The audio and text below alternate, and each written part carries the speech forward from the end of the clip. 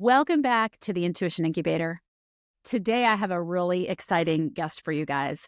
Dr. Eben Alexander was an academic neurosurgeon for over 25 years, including 15 years at the Brigham and Women's Hospital, Children's Hospital, and Harvard Medical Center in Boston. In 2008, he experienced a transcendental near-death experience during a week-long coma from an inexplicable brain infection that completely transformed his worldview. A pioneering scientist and modern thought leader in the emerging science and acknowledges of primacy of consciousness in the universe. He is the author of the New York Times #1 best-selling Proof of Heaven, The Map of Heaven, and Living in a Mindful Universe. Dr. Alexander, welcome to the show. Well, Abby, thanks so much for having me on. I love being here as part of the Intuition Incubator. It's right up my alley, so looking forward to this chat. Yeah, we were just talking about how aligned. So obviously what's super fascinating about your experience is that you were a neurosurgeon in Boston, by the way, which is where I grew up. So Brigham and Women's and all those my old stomping grounds. Yeah. And so you had this near-death experience. And what I'm really curious about is what your preconceptions were as a neurosurgeon before that and how it really challenged what you were experiencing. Well, I think it's important to point out that my adoptive father, Eben Alexander Jr., was a tremendously powerful influence in my life. He had been a combat surgeon in the Second World War, grew up during the Depression, came back and headed a neurosurgical training program in the U.S. For many decades. He was very scientifically minded, fully versed in Big Bang cosmology and physics and neuroscience, but he had a very strong belief in God and in the power of prayer. For him, there was never any conflict whatsoever between a powerful belief in God and prayer, and he used it in his neurosurgical work. And for me, though, growing up in the 60s and 70s, like many of us in that generation, I knew that science is the pathway to truth. And I will say early on, I was trying to kind of adopt my father's views that were so wide open to allowing for all this.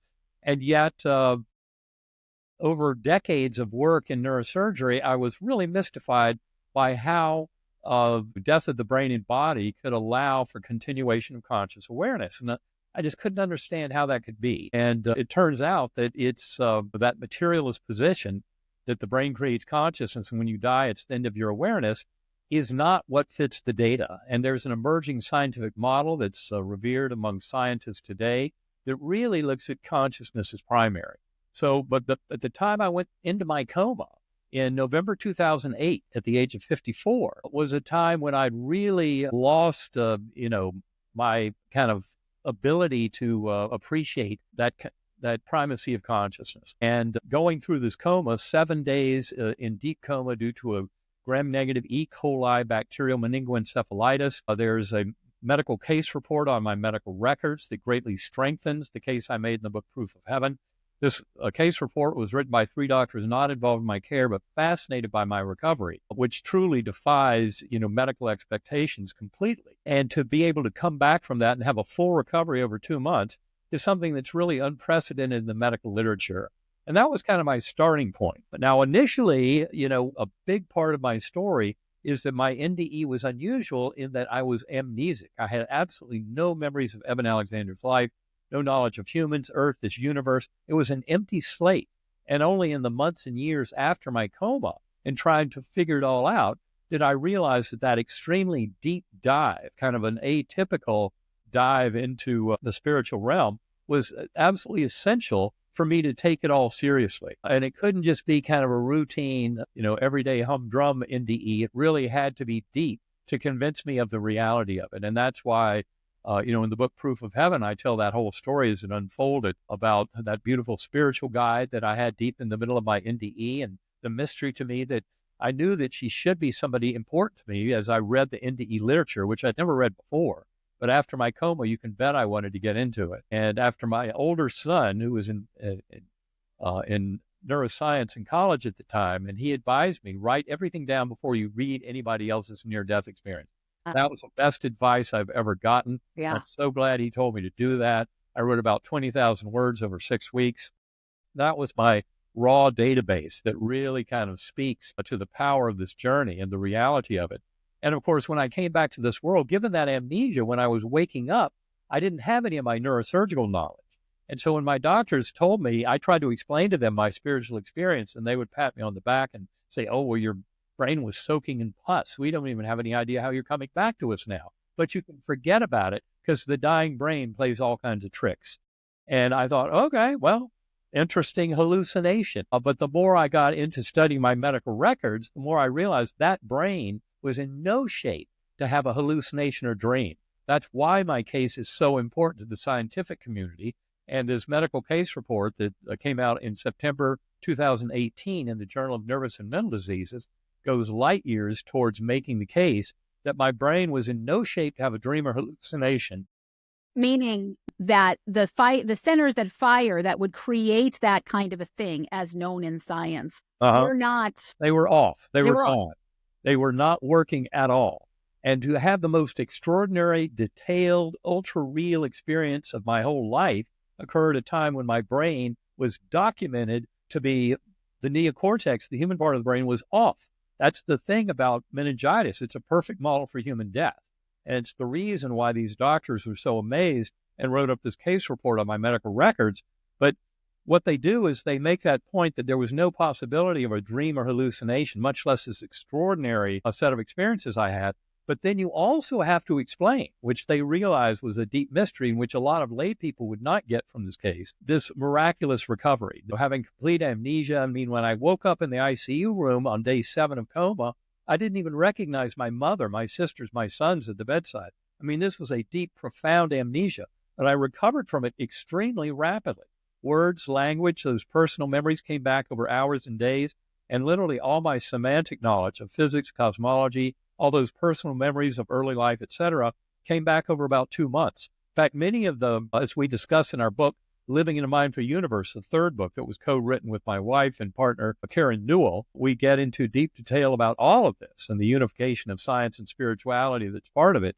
But we also talk about some of the kind of aftershocks of my case for the whole medical community. You know, this was not just my little surmisal of, wow, that was an interesting thing to go through. I was invited to attend my own morbidity mortality conference, weeks after my coma, which is a very rare thing for a patient who almost dies to be able to do that. Yeah. Not only that, but then the County Medical Society invited me to give a talk to 120 plus fellow doctors and their spouses, at an evening discussion group, because everybody was amazed by this case.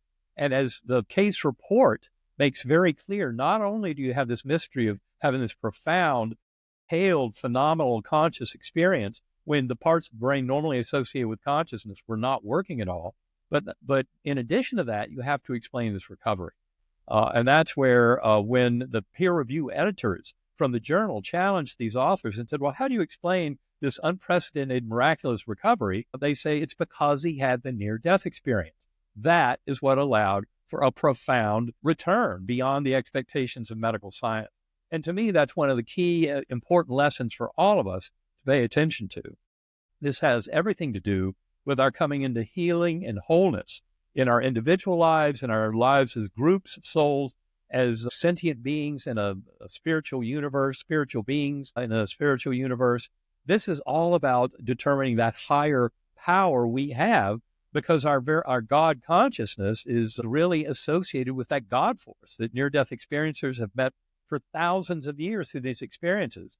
And important to point out for the audience here that NDEs have been around for thousands of years across all cultures and continents, often happening to previous atheists and agnostics.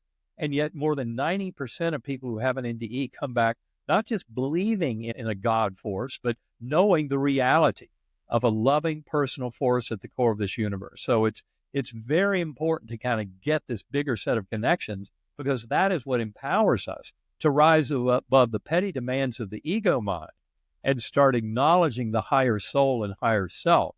And that is where we're interconnected with the universe at large, with that God force that is co-creative in our emerging reality. And all of this was stuff that was totally foreign to me in November 2008 when I went deep into coma. But I've spent the 16 plus years since that event working with other scientists around the world. And that's why I think the book that Karen and I wrote in 2017, Living in a Mindful Universe, is so important. That is the real proof of heaven that outlines how modern science and spirituality are aligning with each other and actually greatly strengthen each other. Okay, I have 80,000 questions. So instead of narrowing down to one, I'm just going to tell you some thoughts that were running through my head while you were talking, and you can jump on whatever sounds interesting to you. So one thing that stood out to me is obviously people are saying, well, the part of the brain that is supposed to be on when you're having a dream wasn't on.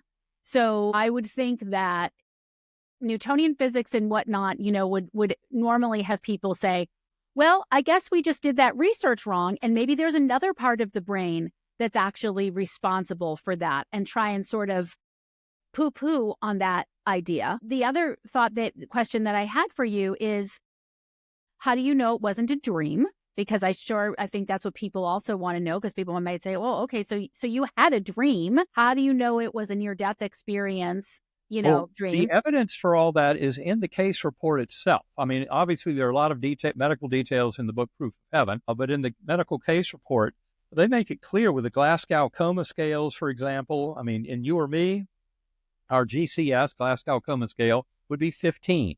In a corpse, they get a 3. Anything below 9 is deep coma. And what they report in that medical case report is that my Glasgow Coma Scale was 6 or 7. There was one point in the ER where I yelled out, "God help me," where they gave me an 11 for having speech. That gives you a whole ton of points. But I have no memory of that happening at all. It was witnessed by many people, but it's not anything that occurred in my memory. And so for most of this time, I was in a very deep coma. My oculocardiac reflex was absent.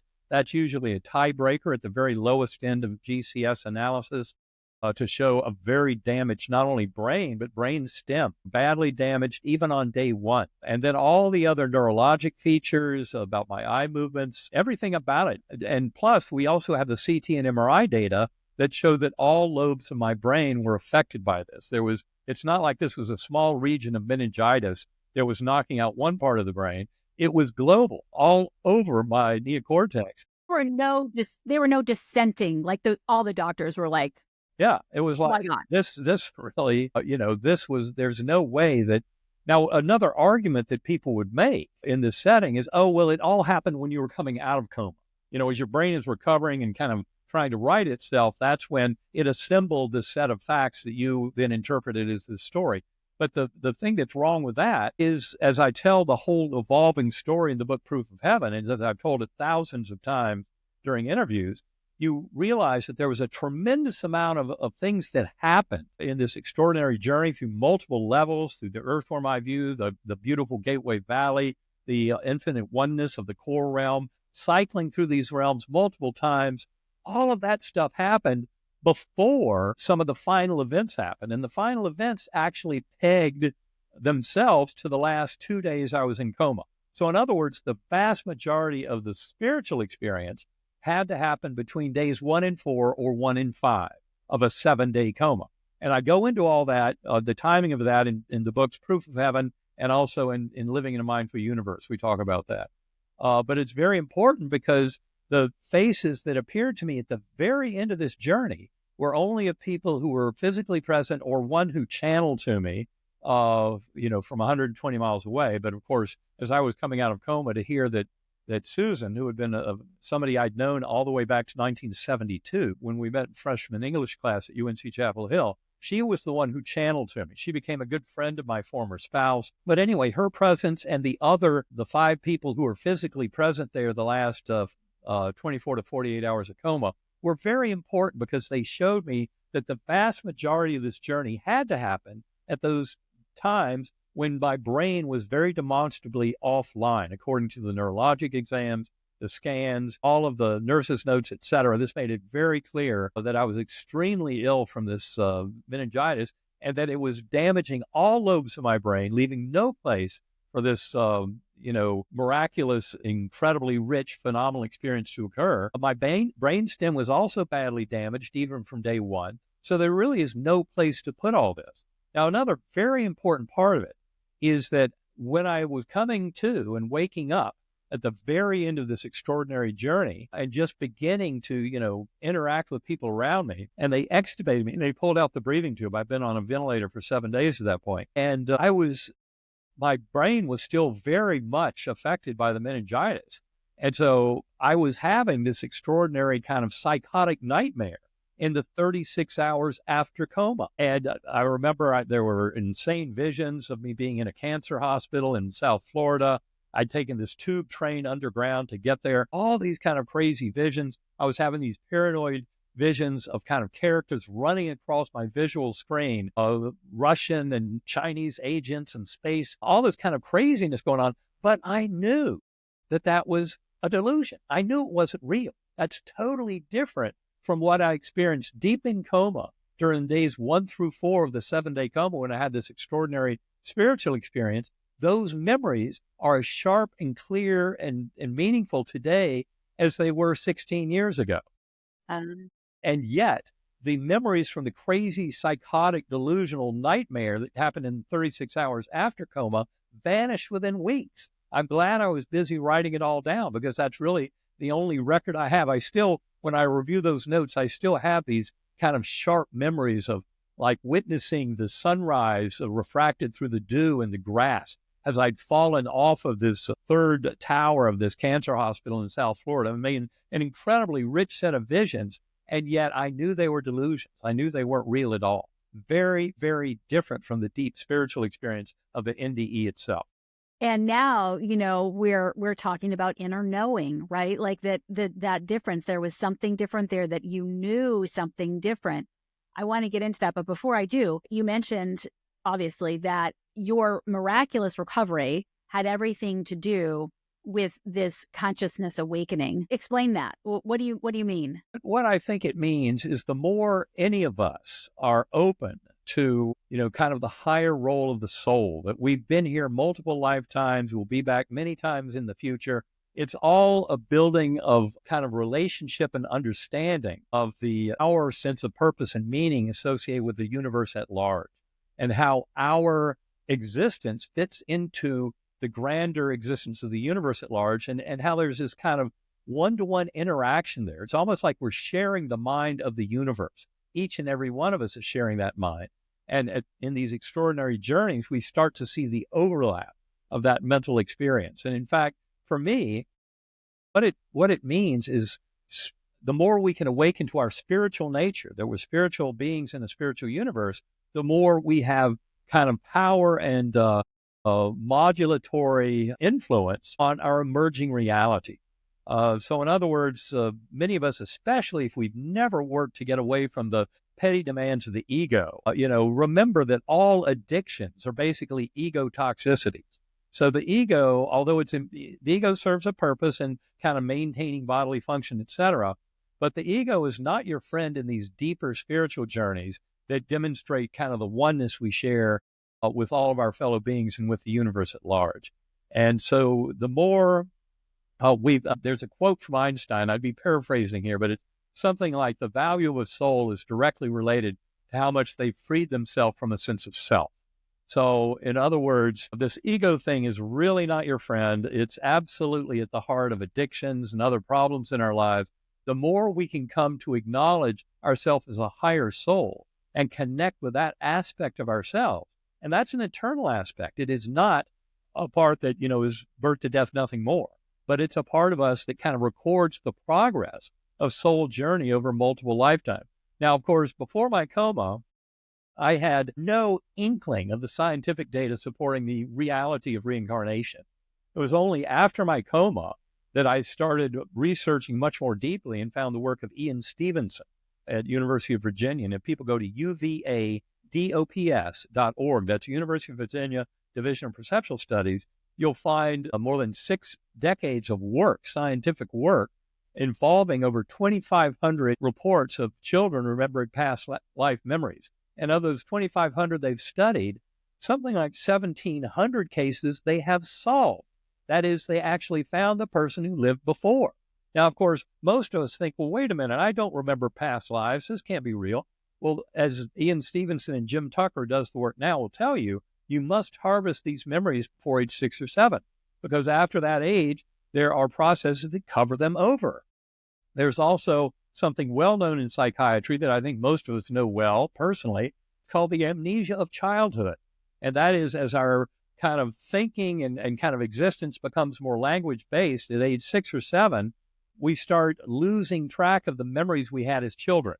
And likewise, for these children who have past life memories, those memories start disappearing around age 6 or 7 as they more adopt a personality for this lifetime. But it doesn't mean that they don't have those memories. And when these scientists study the memories, they actually then determine that, 1,700 of those cases are real and involve true memories of somebody who lived before. In fact, 1/3 of Ian Stevens' original set of patients actually had birthmarks or defects that corresponded to the lethal wound of the prior lifetime.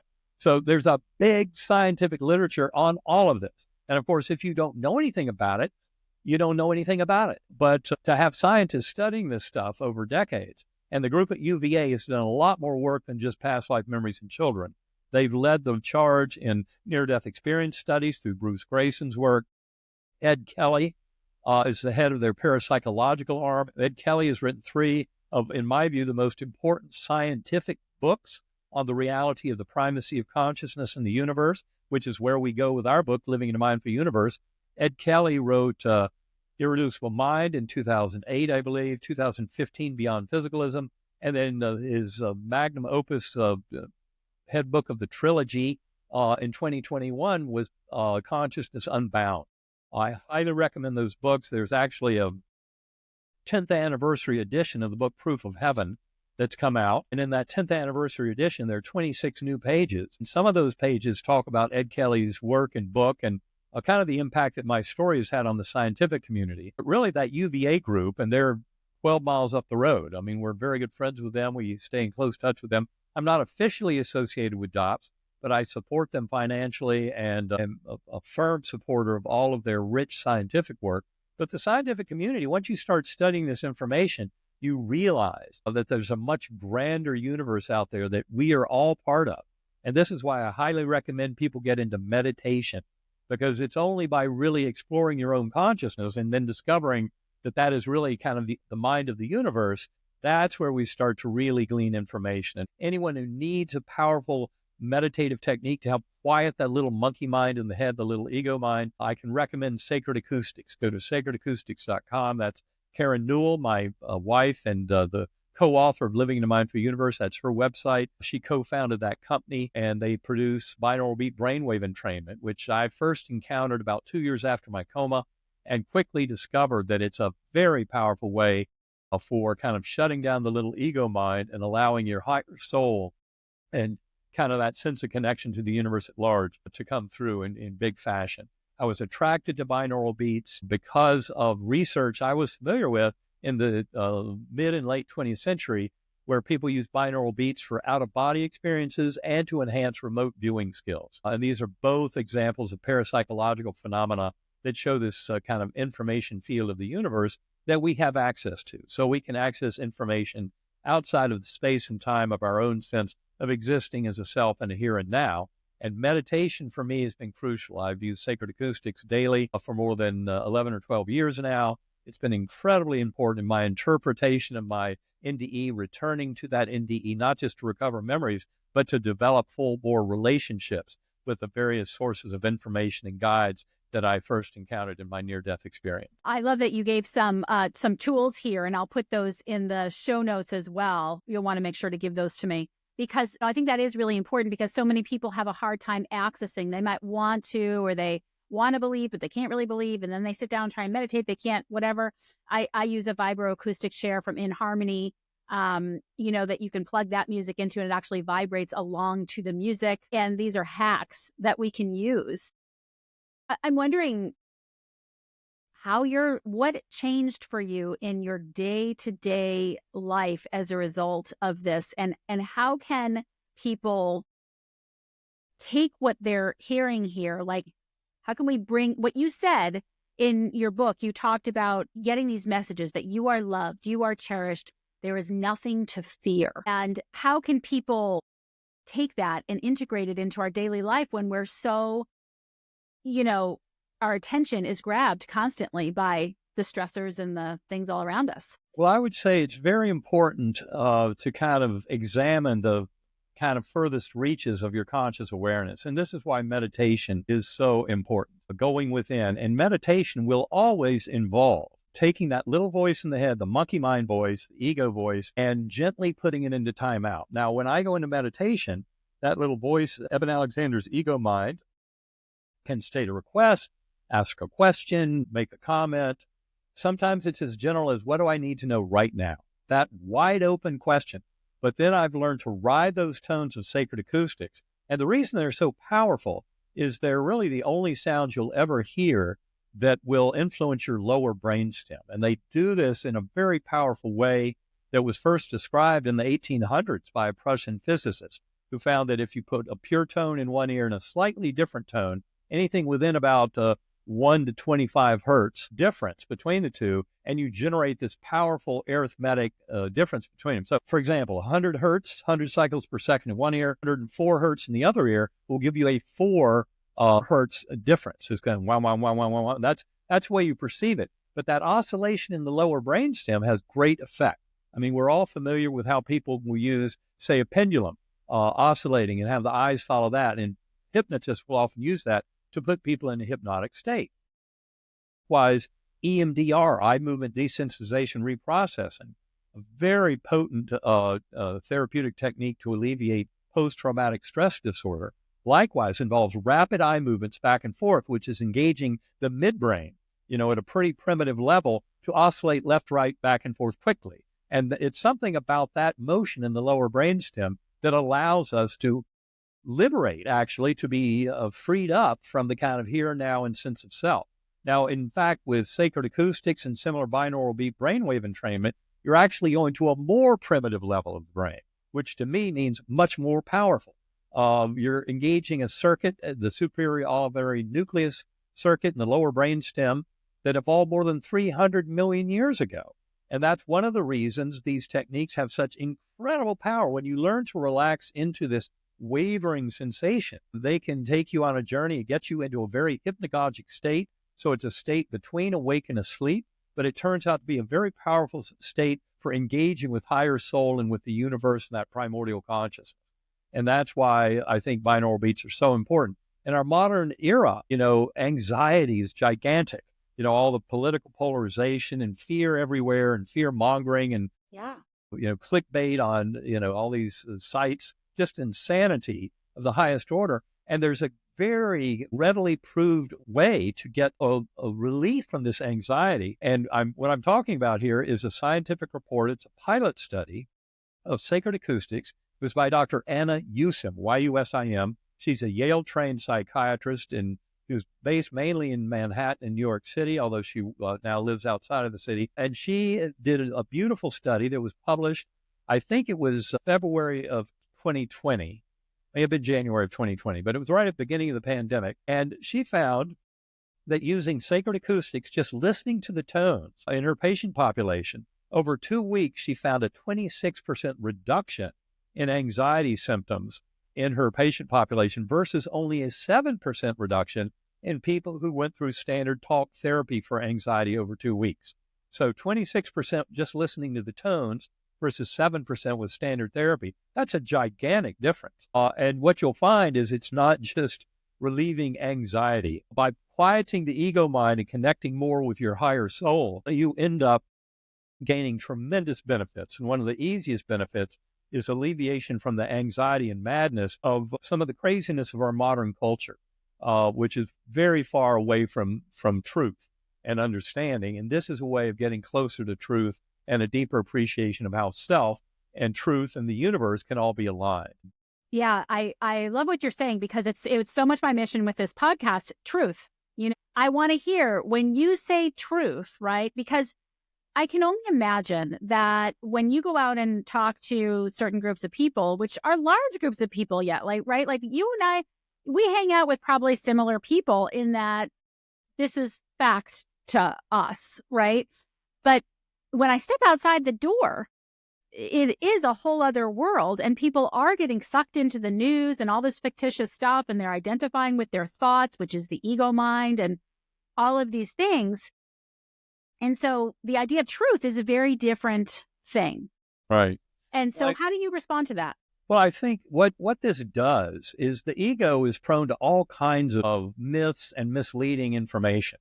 The ego kind of pursues what it sees as the best goals for the individual, but often those are not aligned with kind of the higher good, and even aligned with what I would say are the things healthy for an individual. That's why addictions are writ large all around ego toxicity, and it's not just addiction to drugs or to alcohol, addiction to sex, addiction to love, addiction to exercise, addiction to work. I mean, addictions can wreck our lives in many, many ways. And that is the ego trying to drive the bus. And it's why so many people die of things like overconsumption of alcohol, overconsumption of cigarettes, overconsumption of all kinds of things that are not healthy for us. It's because their little ego mind is running this kind of addiction toxicity game, and it's very misleading. So what I'm talking about is gaining skills of discernment through exploring consciousness and getting a sense of what is real and what is fake. And it starts to become quite clear in there where the truth lies and where the kind of madness and kind of self-centered greed and kind of manipulation of people lie. And never the twain shall meet. So experiencing meditation every day for an hour or two has given me a tremendous amount of kind of sense of discernment about a lot of these things and knowing where the truth lies and where the kind of madness and the stupid, idiot, egotistical lying occurs. And this is a way forward for achieving sanity.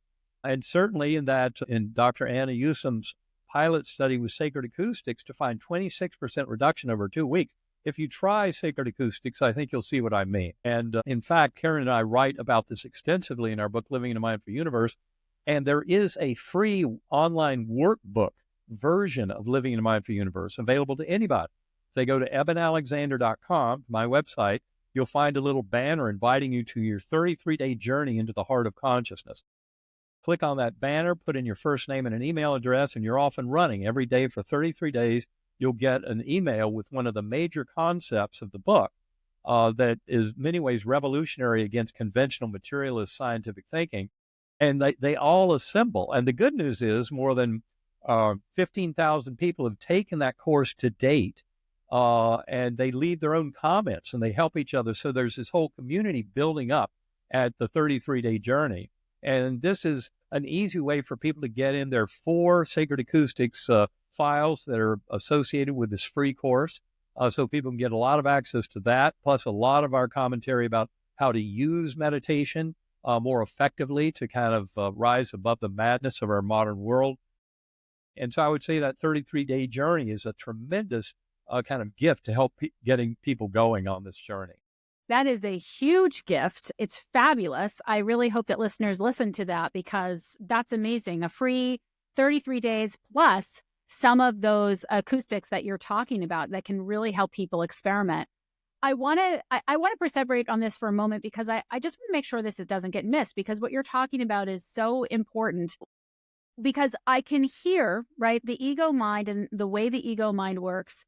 And when you say things like when we know what truth is, when we know it's fallacy, when we're being manipulated, we are in such a time of divisiveness. And I know that there are people listening that are thinking, oh, yeah, he's talking about that party. And then the other people are thinking, oh, yeah, he's talking about the manipulation of that party and the truth, right?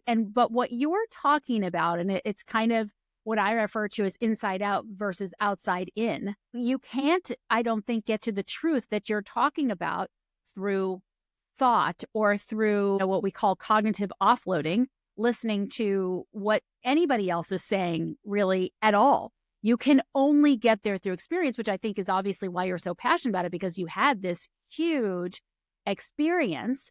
And I think that when people think about meditation, sometimes it can obviously be very frustrating if someone's never done it. And people often misunderstand it too. It's, oh, I close my eyes and I try and be quiet, but my mind goes crazy and then I give up.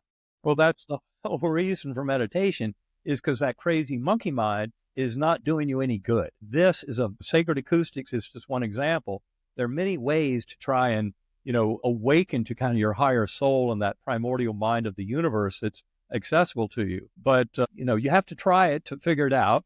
I will assure people, some people think meditation is kind of the devil's work, but I will assure you that for me, meditation, especially Sacred Acoustics enhanced binaural beat brainwave, and that type of meditation is always a form of centering prayer. Centering prayer is another set of words for a way of turning it over to that God force, trusting in the universe at large and those binding forces of love to actually come to our rescue and help us through whatever we're facing in this world. And that's where I think people can gain a tremendous amount of comfort from this kind of work. And it also helps to become much more familiar with the bigger literature on all this. And when I say the bigger literature, what I'm talking about is the literature on what happens when we die. Because, they're right at that junction point between the living brain and body and then the brain and body ceasing to exist as a living form. But it's not the end of conscious awareness. In fact, it's an opening up, an enrichment, an enlargement of conscious awareness when you really pay attention to what NDEs are telling us and have been for thousands of years. And of course, in the current era, you don't have to fall prey to those old materialist pseudo arguments like, NDEs don't die. I want to know what happens when we die. Well, guess what? There's a book by Dr. Christopher Kerr. He's the head of Hospice Buffalo. He doesn't care about NDEs. All he cares about is terminal care, people who are dying and what they go through. And when he got IRB approval to actually question the patients as they're going through it, what he ended up confirming is that all these things that are put out there in the NDE literature about reconnecting with our souls of departed loved ones, that's one of the most primary things that's pretty much guaranteed to all of us. The light, the coming into that God force of pure love, all these things are reflected also in the death literature and the hospice and terminal care literature. So it's not just people who don't die who have these experiences, but people who are dying have the very same kind of experiences. And then when you also look at, there's a whole new description of what are called shared death experiences. My first awareness of shared death was through Raymond Moody's book, I think in 2011. It's called Glimpses of Eternity. He, of course, was the father of the NDE field when he wrote the book Life After Life in 1975. But he also noted around the same time that sometimes a healthcare worker or a loved one, their soul would come along on the journey, even to the point of witnessing a full-blown life review. And I've met many people who had those kind of experiences. In fact, before I read Raymond Moody's book, I encountered several people after talks that I gave who said, I never told anybody this before, and then they'd share a story with me that would change the world. And I heard hundreds of those stories. Wow. That's a lot of what's in the material of the book, Map of Heaven, which is really about confirmation of thousands of other people having similar experiences. So not just some Harvard neurosurgeon who happened to recognize the power of this, but these are very common experiences. So shared death is a huge part of it. The hospice literature, a huge part. And then, of course, you got after-death communications, a big literature evolving about people having pretty convincing connections with loved ones who have left the physical world. Combine all that with that reincarnation literature, with the young children remembering past lives, with modern quantum physics, and its acknowledgement that consciousness is not just some derivative of the material substance of the brain, but it's a far greater mystery than that. And, quantum physics has, for more than a century, has claimed that there's something primordial about consciousness itself. And so this is where we go in our book, Living in a Mindful Universe, to unite quantum physics, neuroscience, and the hard problem of consciousness, philosophy of mind, and the binding problem, which is the apparent unity of consciousness, which is pretty much impossible to explain from a materialist position of multiple neuronal populations contributing, etc. But that consciousness is unified because it's coming filtered into our brain as a unified consciousness, that primordial mind. Anyway, all of this is a very kind of long way of saying that if you start investigating this literature, reading these accounts, and for those who want the hardest core of scientific evidence to go beyond everything I've mentioned, go to bigelowinstitute.org, and you will find 29 essays that were written 3 years ago in a contest for the best scientific evidence for the proof of afterlife. And Robert Bigelow, aerospace engineer in Las Vegas, had lost his wife. His son had committed suicide. He wanted to know, is there scientific proof of the ongoing reality of their souls? To challenge the scientific community, that's where those essays come from. Luckily, they're available to the reading public for free, bigelowinstitute.org. You will find a tremendous amount of information. You start with Jeffrey Mishlaw's first place essay, and you'll quickly realize the afterlife has been scientifically established beyond any reasonable doubt. Reincarnation is a big part of it. And then the other essays, there are many deeply scientific essays in that group. Bernardo Kastrup's is very good. Julie Beichel's is very good. Dean Radin, Pim van Lommel, the Dutch cardiologist who wrote that beautiful article on NDEs in cardiac arrest patients in 2001, where he said that 1/5 of cardiac arrest patients in his study group in the Netherlands had profound experiences suggesting an afterlife. So all of this data, if you take the time to study it, it's absolutely convincing. And so, as a result of having your experience and reaching that sort of deep inner knowing, how has that changed, or do you feel anxious or stressed ever anymore? Like, how did that change your experience of stress and anxiety and fear before and after? Well, I can tell you that it gave me a much greater trust in that God force of the universe. And that has to do with my adoption story. That's a very deep and powerful aspect of my story. I was put up for adoption by my birth mother, who was unwed, 16 years old in 1953, put up for adoption at age 11 days, although she wouldn't really sign the papers to let me go. Social services had taken me. She didn't sign the papers until 4 months. So I was in a baby dorm for 4 months. That was a smoking crater in my life that led to subconscious doubts about whether I was even worthy of love in this universe. And everything was answered most affirmatively through that profound near-death experience in 2008. And all of those kind of self-doubts and adoption issues absolutely astonishingly answered in a very affirmative fashion. So yes, my life changed completely. There was an absolute 180-degree flip in terms of my understanding of the nature of the soul, of our interconnectedness as souls, of the fact that we're spiritual beings in a spiritual universe, but we get all the growth done as material beings in this world. The growth does not occur between lives. It's important to point out in form of instruction, as I said, learn about this literature. But when you study NDE literature, what you will find, for example, there's a paper by Bruce Grayson. He's a skeptical psychiatrist at UVA. He's written for 45 years about NDEs, and he wrote a beautiful paper in the fall of 2021, Journal of Near-Death Studies, where he analyzed 700 life reviews in his database and found that 1/3 of people basically experienced their entire life. It wasn't limited.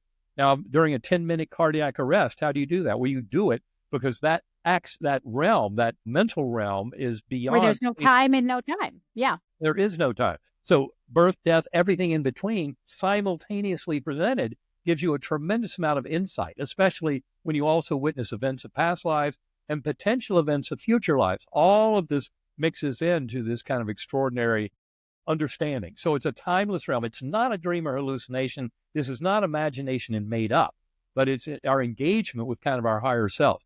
Now, importantly, in Bruce Grayson's paper that I'm mentioning here, he also says that about 3/4 of these people describe these events as from the perspective of everybody involved. So if you've handed out a lot of pain and suffering to others, then in your life review, it comes back at you. You're on the receiving end of it. You become all of those others around you who had to deal with you in this life. And that's a very important thing to get. It's the golden rule. Treat others as you would like to be treated, written into the very fabric of the universe. That's 3/4 of his study group. That's a huge amount. Okay, but before you go further on that, because this is it's a great point, right? And we like to throw that point around, religious people and whatever, throw it around.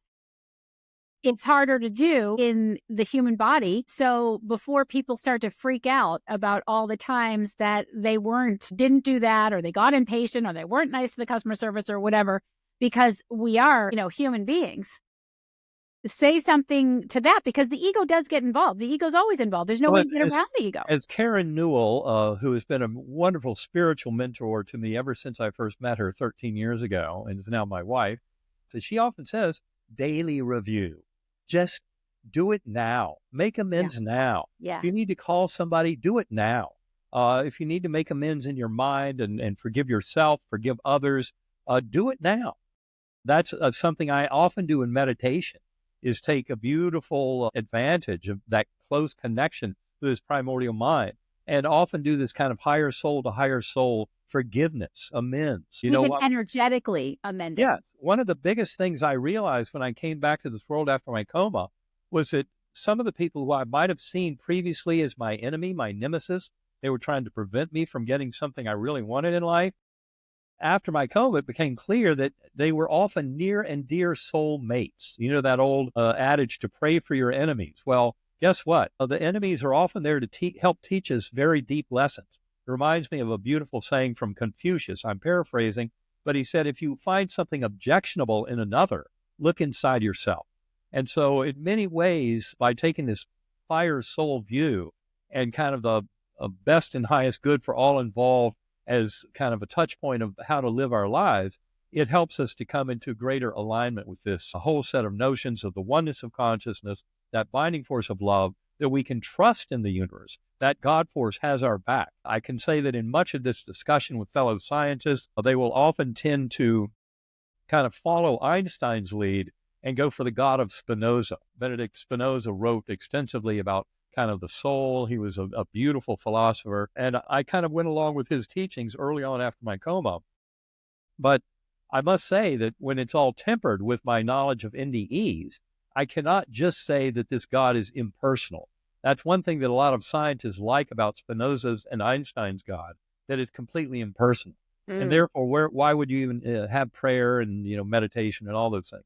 To me, that God is deeply personal. That's what NDEers have been experiencing for thousands of years. That's why more than 90% of NDEers, including many who were previously agnostic and atheistic, come back knowing in the reality of a God force, a loving God force that is approachable through prayer and meditation. And for me, prayer itself changed. Before coma, prayer was more involving supplication, asking for things. After my coma, prayer is very much a trust, thy will, not mine, be done. Really, that higher good is ultimately it. That's what I'm going for, not some ego type of pathway to success, but really more of a higher soul pathway that involves the highest and best good for all involved. So this really flips everything kind of on its head in terms of trying to manipulate the external, like the job and the spouse and the kids and the traffic and all the things that we have to deal with in our environments every day so that we can calm down. It really is the other way around. The path is going in to self, right. Recognizing where the ego is getting in the way, remembering that you are a soul living a human experience. We're at Earth School. And that we're all in this together. And that's we're all in it what together. The life reviews are teaching us that we're sharing the dream of the one mind. And that is how consciousness evolves. This all has a purpose. In discussion of reincarnation, I think some people get a little lost in some Buddhist philosophical interpretations where the goal is to actually get off the wheel of suffering. But in fact, I would say that this view that's enhanced with near-death experiences and a scientific approach to understanding the phenomena of consciousness is really one that is much more about the higher good, and that we're here to take care of each other. The more we can serve as a conduit for that love, I often call it the love of the creator for the creation, acknowledging that we're all co-creating the emerging future with that God force.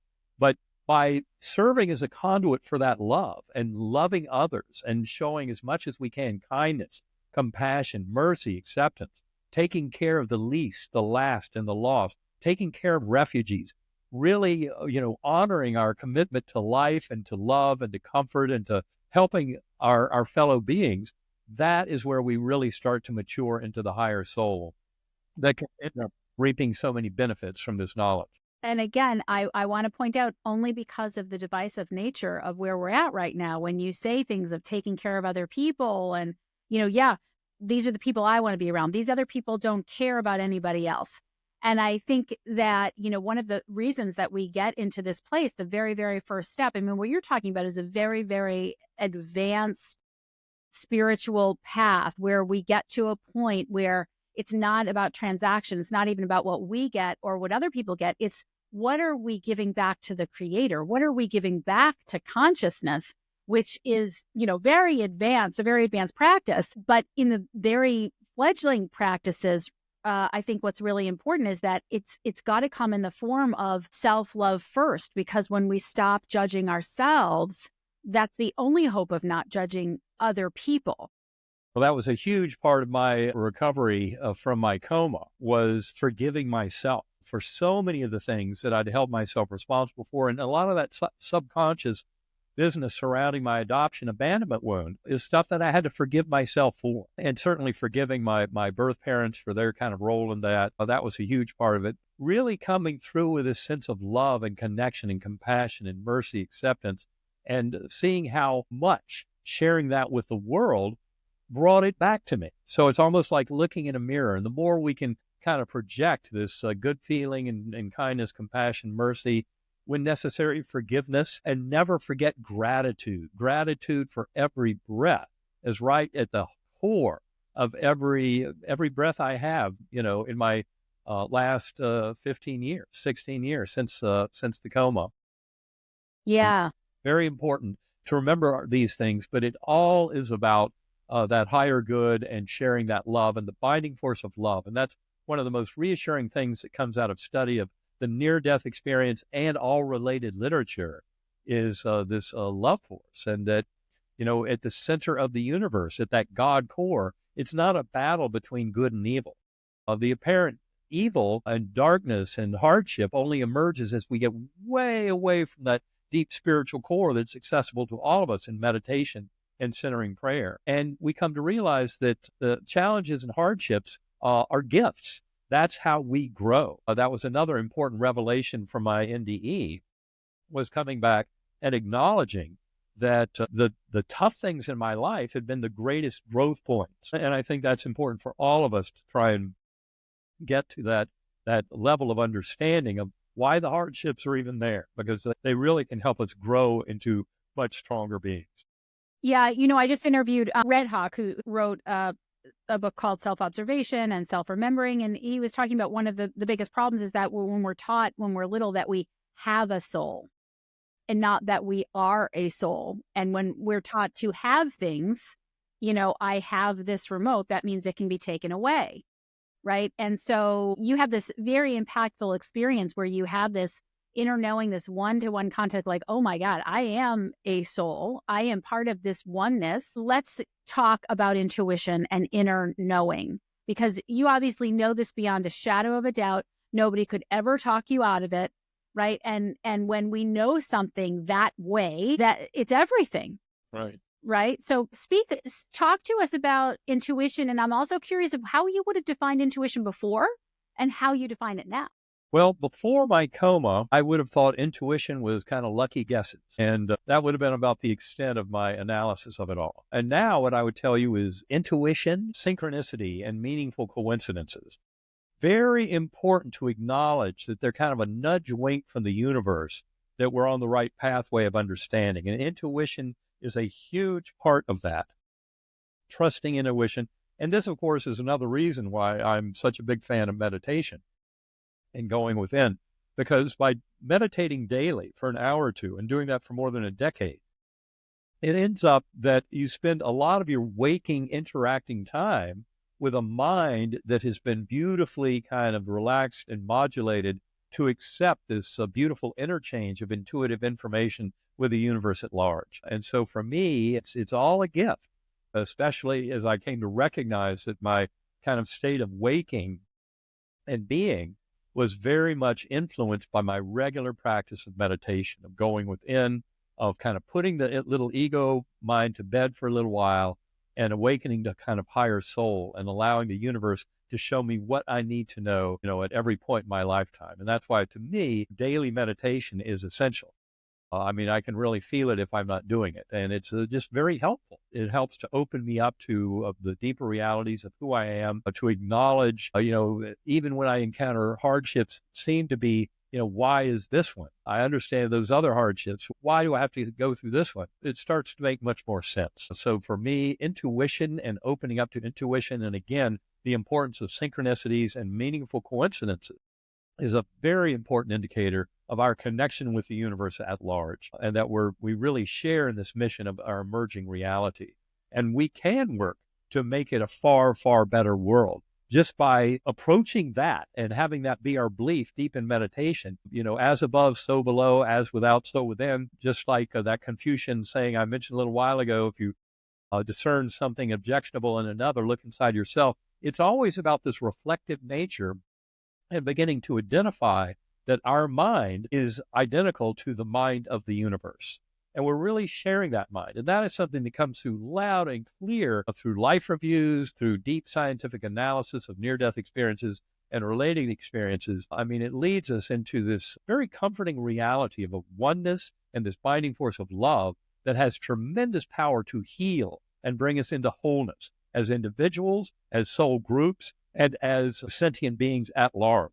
This is about the evolution of all of consciousness. And we are all participating in that, just like that old saying, all politics is local. Likewise, all evolution of consciousness throughout the cosmos is nothing more than individual sentient beings coming to a deeper understanding of their own shared meaning and purpose with the universe at large. And that is something that we can accomplish through this more examined lifestyle that I'm talking about, where it involves meditation and centering prayer and involves seeking the higher good at every turn. And so what can you offer to people who really want to believe this? They believe it intellectually, but there's something that is keeping them from believing it, and they have trouble stilling themselves. Certainly, for people who are having those kind of troubles where the monkey mind is still screaming and keeping them from getting into a quiet, relaxed state, that's where something powerful like sacred acoustics is absolutely essential. As I've said, there are many ways to do this. You don't have to use sacred acoustics. You don't have to use any kind of tool, but you do have to do something to take that little ego mind, the monkey mind, and quiet it and open yourself. I mean, I use the analogy in the book, Proof of Heaven. It's like looking up at the stars at night, and you see this beautiful cosmos around us with these beautiful stars and constellations, galaxies out there, nebula, just an incredible beauty to it. But in the garish light of day, when the brilliant sun comes up, all that disappears. We know it's there, but, it is not apparent to us in the moment with that brilliant illuminating light of the sun. And so likewise, in living our lives, sometimes it helps to kind of take that garish light of day away and allow us to experience that beautiful cosmos without the sun present. And here, the analogy is putting the ego mind in that sun position. And so we have to take that out of the way to allow us to awaken to this far greater grandeur of who we are and the existence that we share with the universe at large and with our fellow beings. And it's far grander than just a birth to death in a physical body. That's the thing that is so beautiful about all of this. And a lot of the resources I've given, the 33-day journey, the Bigelow Institute essays, the Living in a Mindful Universe, the Ed Kelly books, all of this is geared towards helping people come to a deeper understanding of this primacy of consciousness and this unity of consciousness with that God force that we all share. And it's very comforting. Certainly as one is approaching death, if one has a terminal diagnosis or has a loved one who is dying or what have you, those are opportunities to grow into far greater wisdom about all of this. This is why, for example, I mentioned shared death experiences a while ago. Well, if you Google Shared Crossing Project, William Peters, Santa Barbara, California, and he's actually a social worker who first had a shared death experience back in the 1970s when he was working with an AIDS patient who was dying in the Bay Area. And William Peters is now doing a tremendous amount of work. He followed up on Raymond Moody's beautiful book on Glimpses of Eternity about shared death experiences. And William Peters put out one that's called, I think it's At Heaven's Door. Came out about 4 or 5 years ago. I highly recommend it. I'll go to his website to learn a lot more about the work he's done to help people who are actively losing a loved one go through a process that will enhance their chances of having a shared death experience with that loved one. There is not a more powerful way to show eternity of souls, and that binding force of love is why what is universally found in the dying experience and the near-death experiences across all cultures is encountering souls of departed loved ones, and in ways that we see that they're still here with us in the now, not just a wishful thinking or dream or what have you, but that their souls They're still literally here. Like my here, dad here. absolutely now, truly existing. And that is a powerful way to come into this deeper knowing and dismiss the bleak and paltry fiction of materialist scientists who try to pretend the brain creates consciousness and that your existence is birth to death and nothing more. That is nonsense. That is the pseudoscience of the 21st century, that materialism is correct. It's been disproven. And in fact, the Nobel Prize in Physics in 2022 for entanglement is the first major step by the Nobel Committee to say we've left behind the four-dimensional space-time of Newtonian determinism, and we are now in territory that absolutely marks this kind of unified mental field of the universe.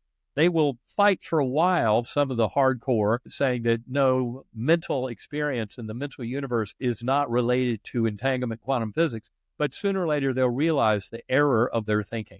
These things connect the universe across space and time for us individually and for the universe at large. And so, yeah, I've said before, I grew up learning dead is dead. That was just it. My grandmother used to say that all the time. And so these things kind of die hard. I would love to hear before we close, because you did mention synchronicities, and I think that's really something that, can occur daily, and it's something that we can help the audience grab onto. What type of examples can you give about how people can begin to notice synchronicities? What might they look like? Okay, well, I'll give you two examples from my own life, and one of them is a little one, and one of them is a big one. The little one occurred, I think it was around 2004, long before my coma. I was deeply into my, teaching neurosurgery, Harvard Medical School, all that kind of thing. Thought I knew what I was, brain creates conscious, and made sense to me. And I was looking for this model B-2 bomber. It was a radio-controlled bomber that I'd flown before. It was up in the attic, I thought. And for some reason, on July 4th, I was off work, so I was just kind of piddling around the house. I was trying to find this bomber to fly it with my sons. I couldn't find it. I went running down the stairs, kind of in this wild, I don't know what was driving me, but ran into the garage, looked around, nowhere in the garage, ran outside, looked up in the sky, and a B-2 bomber flew over 3,000 feet over my head. Okay? And flew between the clouds, absolutely crystal clear. I knew what they looked like from, news. I'd never seen one live. But that moment in the attic of, where's that bomber? And then running outside, looking up, bam, there's a B-2 bomber. That was a synchronicity, a meaningful coincidence. Now, at the time, I kind of explained it away. I thought, wow, how did that happen? I didn't entertain the bigger possibility. Now I'm going to share a bigger synchronicity. This one, I won't go into all the detail because it can be kind of a long story, but it has to do with the fact my adoption history. I was adopted into a wonderful, loving family. My adoptive father was a neurosurgeon. He inspired me to go into neurosurgery, and I was deeply into medical school. Then in 1980, I got out of med school, started my neurosurgical residency training, trying to figure out what I want to go into. What do I want to go into? I loved vascular, aneurysms, ruptures of blood vessel anomalies, arteriovenous malformation. That's what I love. So I did 2 years of lab research in that field in vascular neurosurgery. I did a fellowship in England in vascular neurosurgery. Then I went to Harvard Medical School to start my first job as a vascular neurosurgeon at the Brigham Hospital in 1987. So fast forward to the year 2000, when I tried to kind of connect with my birth family again, wrote a letter to them, through the children's home, do you want to meet up? I got an answer back from them that was not allowing identifying information, but it shared with me that I had a younger sister and that in fact we had a familial history of aneurysms in the family going all the way back to the 1950s, that my maternal grandfather had died of an aneurysmal hemorrhage when he was 54 years old, and he was probably seen by my dad as a consultant in the mid-1960s before he died. Then my birth mother's youngest sister had a fatal hemorrhage from an aneurysm in 1978, and then my other aunt in that family, in the birth mother family, had a hemorrhage in 2004, which was right before I met them in 2007. So in other words, that's a big synchronicity where the family history that actually resulted in my being able to reconnect with the birth family, because it's only because a birth sister felt a responsibility to me, even though my birth mother denied that I was still alive. She thought I was a soldier who died in Vietnam at age 19 in 1972. Birth mother wouldn't hear of it. But my birth sister knew from my grandmother that that I was out there. And yet my birth mother wouldn't admit it. So my birth sister had to run with this kind of partial knowledge.